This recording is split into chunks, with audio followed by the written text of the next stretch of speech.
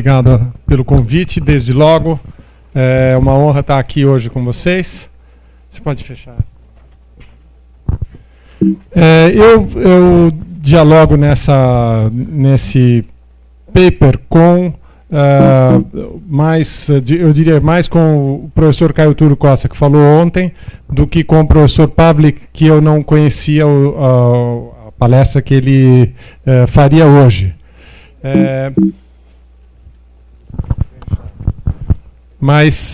E eu, pensando em questão de local e internacional, e global, vamos dizer, eu me fixei num ponto de vista local, né? Então falo da mídia brasileira. Sim. Então, aproveitando o gancho do nosso congresso, eu procurei trabalhar um pouco com a ideia de que não existe ciberjornalismo. Ciber ou não, eis a questão. Eu vou tratar de 5 temas ao longo dessa palestra: novas mídias, fascínio e vício, as redes sociais e o jornalismo e as redes sociais, não existe ciberjornalismo e o que pode vir pela frente. Novas mídias, fascínio e vício. Eu, ao longo de um livro que se chama Desintegração dos Jornais, que eu fiz recentemente, eu me dedico à construção ou ao entendimento do que eu chamo de ciclo econômico da informação.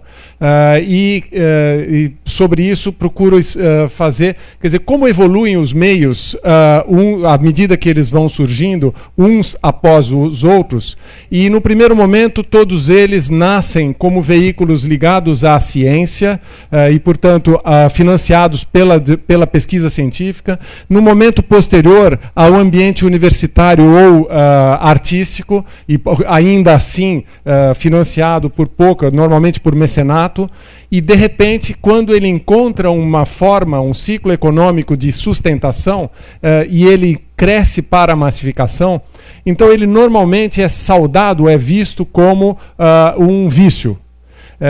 E isso aconteceu, a gente não deve esquecer que o primeiro romance, considerado o primeiro romance da história, que é o Quixote do Cervantes, ele é escrito, o Cervantes escreveu o Quixote como uma crítica a uma nova mídia que estava surgindo, que eram os romances de cavalaria impressos. Então o Cervantes desenha, na verdade, um Quixote que é uma pessoa bestializada pela leitura massificada de romances de cavalaria. Exatamente a imagem que a gente tem hoje de uma pessoa viciada no Facebook ou viciada no Twitter, viciada nas redes sociais. Quer dizer, o establishment digamos assim, o establishment da mídia saúda primeiro como uma grande inovação tecnológica ou fascinante as novas mídias, e no momento posterior as condena à condição de droga, digamos assim, de vício. E isso tem sido assim desde Gutenberg, né? O primeiro momento foram as Bíblias, depois os romances de cavalaria, e depois o rádio aconteceu a mesma coisa, ele foi saudado como um vício, e depois a televisão.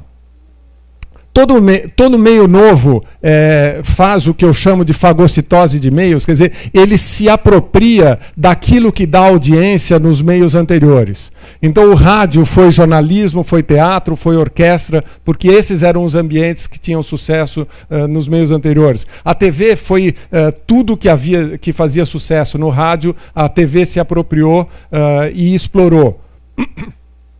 No entanto, no momento seguinte, ele tende a encontrar o seu equilíbrio, eu chamo de equilíbrio provisório, que é uma referência ao trabalho do professor Caio Túlio Costa sobre a ética ou a moral provisória dos novos meios. Esse equilíbrio provisório cria, digamos assim, um ponto de encontro do que é realmente aquilo apropriado, o conteúdo apropriado de um novo meio.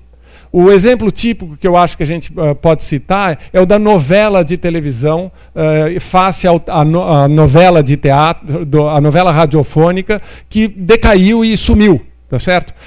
A novela radiofônica era uma apropriação que o rádio fazia do teatro e que não se revelou mais apropriado, por assim dizer, e, no entanto, se fixou na novela. A novela se fixou na televisão como um conteúdo típico de televisão.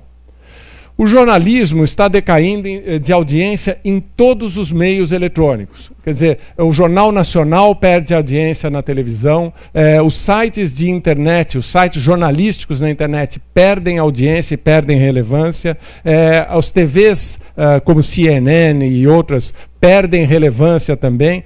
O jornalismo perde impacto, perde importância de forma muito rápida nesse novo ambiente que nós estamos vivendo, construindo ou assistindo, não é? Mas algumas empresas jornalísticas crescem e começam a encontrar seus pontos de sustentação, desde logo o caso talvez o mais famoso para a redenção do sistema econômico do jornalismo é o New York Times.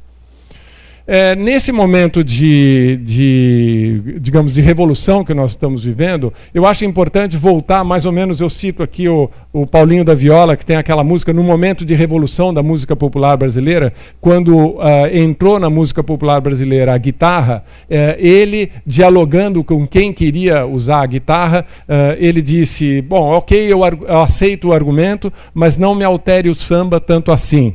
Faça como o velho marinheiro, que durante o navoeiro leva o barco devagar. Então eu proponho isso, quer dizer, que a gente se volte para o velho marinheiro Marshall McLuhan e faça uma melhor distinção do que é meio e do que é mensagem neste novo ambiente que nós estamos construindo. Isso, por exemplo, eu acho que a gente pode ver a diferença entre uma mesma, isso é perceptível, um bom exercício, é assistir a mesma reportagem veiculada no Jornal Nacional e aquela reportagem veiculada no YouTube, ou num dos, a TV Globo considera o YouTube um concorrente, então, portanto, no publicador de vídeo da TV Globo, ou a mesma reportagem na Folha de São Paulo, em papel, no site da Folha de São Paulo, ou lida no rádio. Quer dizer, cada percepção daquele mesmo conteúdo é inteiramente diferente conforme o meio. Essa diferença é a mensagem a que se referia o McLuhan. O McLuhan disse o meio é mensagem, ele não disse o meio é a mensagem, como a gente costuma normalmente, mas ele estava dizendo que cada meio traz uma mensagem peculiar, né? E dentro dessa distinção que eu proponho, mais ou menos um exercício de distinção, o livro é um meio, o romance é uma mensagem. O jornal é um meio, o romance serializado nos jornais, como era no século XIX, é uma outra mensagem inteiramente diferente, é uma outra percepção do livro. O jornal é um meio, o jornalismo é a mensagem. À medida que os jornais se massificaram e viraram grandes empreendimentos comerciais, os jornais passaram a carregar muita coisa que não é jornalismo. Horóscopo, quadrinhos, uma série de classificados, anúncios. Tudo isso não é jornalismo e é carregado pelo meio jornal e não pelo jornalismo.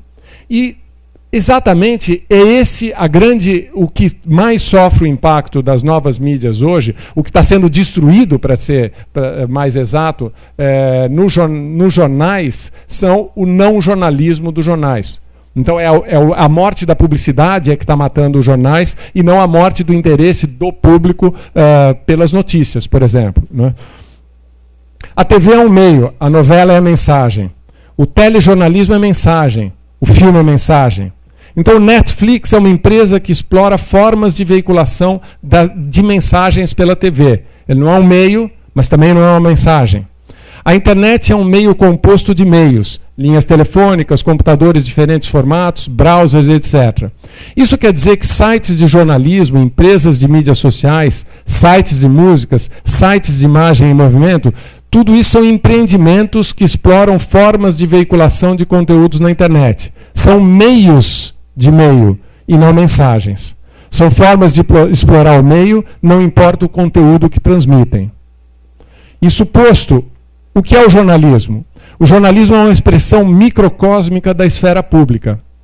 Por ser composto por uma indústria, uma linha de montagem, a notícia tem necessariamente um acabamento mais sofisticado do que o blog ou a rede social. Então, Raimundo Rodrigues Pereira provavelmente um dos jornalistas mais importantes do Brasil no século XX, ainda em atuação muito destacada, disse num filme recente chamado Mercado de Notícias, que ele, um jornalista, e ele diz no filme, quer dizer, um jornalista ligado à esquerda brasileira durante todos os últimos, durante todos os anos de sua vida profissional, ele diz no filme, eu ainda entendo que a forma mais confiável de notícia está num grande jornal. E por quê? Porque por ali passam centenas de mãos, trabalham aquela notícia, dezenas de editores. Então, há uma decisão muito mais sofisticada e muito mais representativa de um grupo social, não de um indivíduo ou de um pequeno, digamos, grupo ou seita. Não é? Ao mesmo tempo, esse conjunto de pessoas cria um dispositivo de controle, para usar a expressão do Foucault, retomada por Agamben. E isso exerce um controle social sobre os conteúdos. É uma espécie de censura, vamos dizer assim, para usar uma palavra bastante prostituída, mas é um mecanismo de controle mesmo. E esse jornal dialoga com a esfera pública, que representa e, por isso mesmo, determina os conteúdos que as pessoas vão discutir naquilo que a gente chama de agenda setting. Então, há, de fato, uma dupla determinação que diz respeito à esfera pública. Quer dizer, o jornal busca, naquela sua manchete, na escolha da notícia mais importante do dia, ele procura refletir o que é importante para o interesse público, e não o que é, por exemplo, o que é muito importante na rede social, por exemplo, Gisele Bündchen leva o filho à praia, ou Glória Pires beija o novo namorado, tá certo? E isso que é uma informação típica das redes sociais, não é jornalística, pelo menos na forma como a gente entende consagrado, e o jornalismo, sim, procura entender qual é a manchete mais importante. E isso é uma distinção clara em relação à rede social. Eu costumo dizer que numa mesma praça de uma cidade grega, havia uma feira em que cada pessoa grita, olha, 50 centavos a cenoura, o outro diz, olha, meu time é melhor que o seu, e há um grande barulho naquela praça pública. E isso não é a política, né, embora ocorresse na polis. No entanto, naquela mesma praça, em outro momento, os gregos se reuniam, a cidade se reunia para decidir o que era importante, para votar o que era importante para o interesse da cidade. Ali ocorria a política. A rede social é a feira e o jornal é a assembleia, vamos dizer assim. A rede social se compõe de uma representação da sociedade desorganizada. Ao contrário do jornal, não busca o entrechoque, o debate dos grandes temas para a solução de conflitos. Ela busca a afirmação das certezas individuais e de grupos de interesse. Tanto é que o algoritmo do Facebook, embora não seja divulgado, o algoritmo do Facebook, por toda a forma como ele funciona, ele joga na nossa timeline aquilo que a gente gosta. Então é uma coisa muito curiosa, que qualquer que seja o tema de interesse muito intenso de uma pessoa, ele sente que é unânime. Um petista vê na sua timeline um Brasil 100% petista. E se surpreende com a derrota do partido na eleição, porque diz, pô, mas todo mundo é petista e nós perdemos a eleição. Já o antipetista se surpreende que 7% ou 10% do eleitorado tenham votado no PT, porque todo mundo é antipetista na timeline dele. O petista acha que é um conluio da mídia golpista, porque apesar de todo mundo pensar como ele, a imprensa noticia um cenário diferente. E o antipetista acha que há um conluio de jornalistas petistas nos jornais, porque apesar de todo mundo ser antipetista, a imprensa noticia um cenário diferente. As redes sociais e o jornalismo, nesse sentido, as redes sociais são meios, não mensagens. E a mensagem do jornalismo nas redes sociais é conteúdo de rede social e não de jornal. A página do New York Times no Facebook é rede social, não é jornalismo. Ela não tem manchete, ela não tem a notícia mais importante, ela não transmite ao leitor o que é a hierarquia dos fatos mais importantes do dia. O conteúdo divulgado em páginas de mídia social não pode ser confundido com o jornalismo, nem mesmo quando um jornal publica em sua página no Facebook. A minha timeline, para usar uma metáfora, é a sala da minha casa. Mesmo sendo jornalista, eu posso falar as maiores bobagens lá em casa, tá certo? E quando eu estou no jornal, isso não acontece.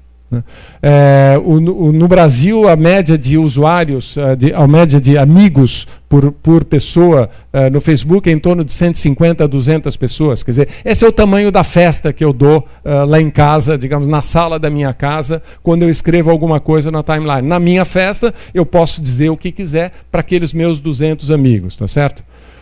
Muitas timelines juntas fazem muito barulho, e isto não é jornalismo no sentido da hierarquia das notícias mais importantes. No entanto, o jornalismo e as redes sociais invertem um pouco, há uma questão um pouco diferente.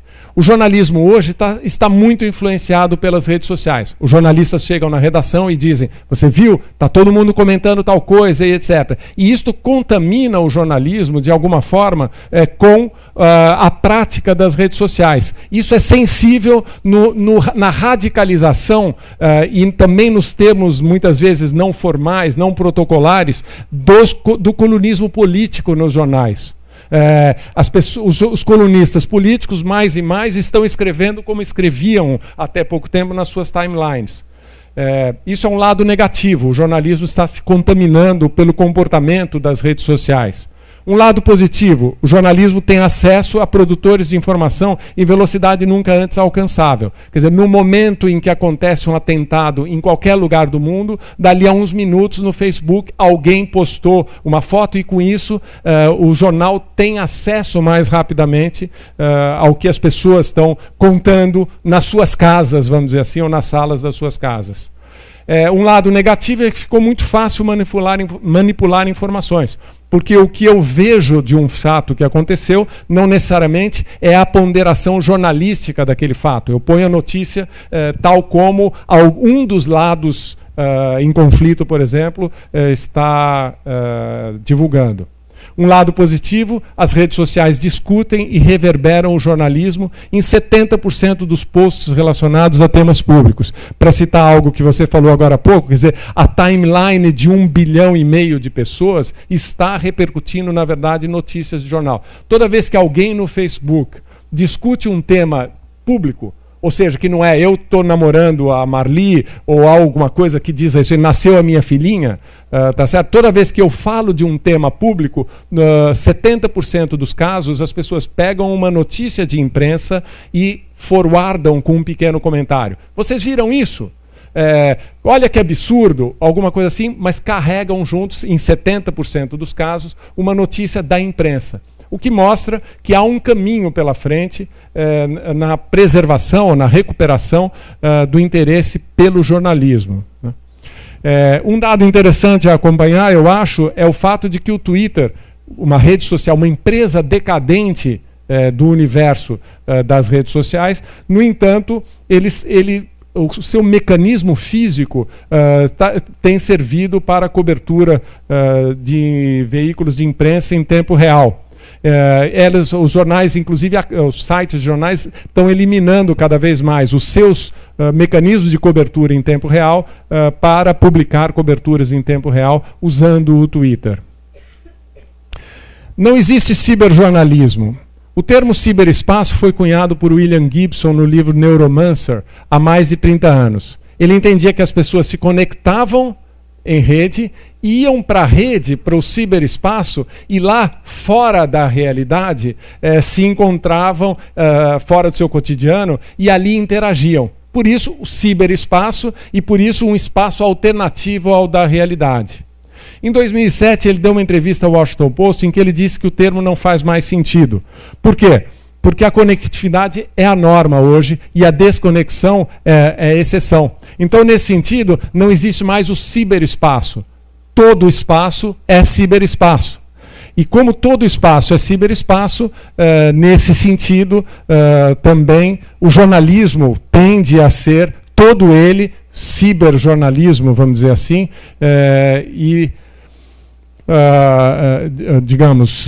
tenderia ou tende a ser todo ele ciberjornalismo.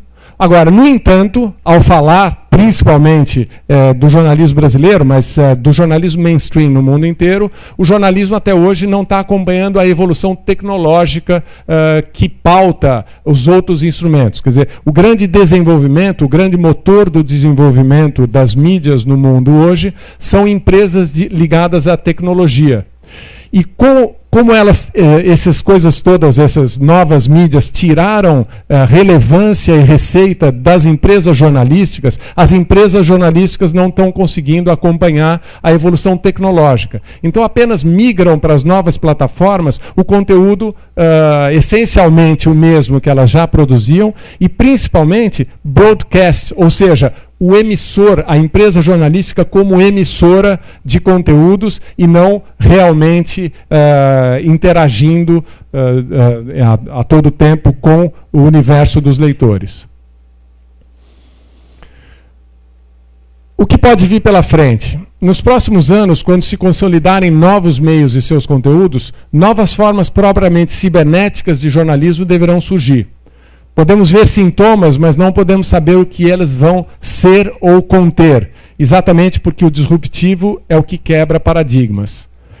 Certamente o que a gente pode dizer é que eles não vão matar o que existe, quer dizer, o surgimento de nenhum meio jamais matou o meio anterior, tanto é que nós compramos livros, ouvimos rádio, vemos televisão enfim, convivemos hoje, na verdade, com todos os meios, mas acontece uma redisposição do espaço. E é possível que a gente venha a constatar que o computador de internet mais clássica, ou um jornal em papel, ainda que lido num iPad ou o que seja o meio mais propício ao jornalismo, ou não. Mas o fato é que hoje é muito difícil prever como vai ser esse rearranjo. Alguns sintomas a gente pode ver, talvez, e eu cito alguns bem aleatoriamente. Recentemente, uma pesquisadora chamada Luciana Moerdauí lançou um livro chamado Jornalismo Sem Manchete, que aponta diversas distorções no jornalismo digital ou no jornalismo de internet que são oriundas do fato de que o jornalismo segue sendo um jornalismo tradicional no novo ambiente. Muitos dos vícios do jornalismo convencional se mantêm nas novas plataformas simplesmente porque houve uma migração forçada e não uma adaptação, uma exploração das novas potencialidades. Em minha pesquisa de doutorado, eu estou estudando o procedimento, o funcionamento da empatia e dos neurônios espelho. São formas de comunicação absolutamente imediata. Quer dizer, o meu neurônio percebe o que acontece com o seu corpo, o seu neurônio, quando estabelecemos uma comunicação em tempo absolutamente real. Isso abre um campo de estudo, de funcionamento para transmissão, para comunicação extremamente inovador, extremamente de potencial muito disruptivo. Hoje, isso da ciência já não é mais ciência de ponta, vamos dizer, já faz uns 20 anos que já não é mais ciência de ponta, e hoje já está, digamos assim, em nível de implementação de engenharia. Muitos softwares de distinção de emoção em tempo real das pessoas já são usados em, por exemplo, estudos de publicidade, mas nada no jornalismo. Isso provavelmente indica um caminho para o jornalismo. Outros estudos do sono e da capacidade humana de se informar, ou de aumentar, ou de melhorar a performance dos seus conhecimentos durante o sono, estão sendo muito desenvolvidos aqui no Brasil, na Universidade Federal do Rio Grande do Norte, por exemplo. Há um laboratório de estudos do sono, cujo líder, vamos dizer, é aquele professor Siddhartha, e muito desenvolvido e com grandes conclusões em relação à comunicação em estado de sono e etc., que é muito importante, por exemplo, para a indústria bélica hoje. Quer dizer, há uma preocupação grande com os soldados que dormem e a indústria militar toda trabalha no sentido do desenvolvimento de formas de cognição e de atenção e tal no sono. O que é quase cruel, é até chocante falar sobre isso ou pensar sobre isso, que o sono passa a ser ou possa vir a ser um momento de produção econômica pela indústria capitalista ou pela indústria de defesa. Mas, objetivamente, é um campo de desenvolvimento científico muito avançado no mundo hoje e que nem passou por perto do jornalismo até o momento, né? Então, essas são frentes que eu acho que me ocorre assim, fora todas as outras que a gente acaba de ouvir na palestra do professor Pavlik. E eu acho que fico por aqui. Sem carro, a minha campanha, que eu acho que não falamos sobre ela, não é o lugar aqui, mas eu defendo que as pessoas andem com menos carro.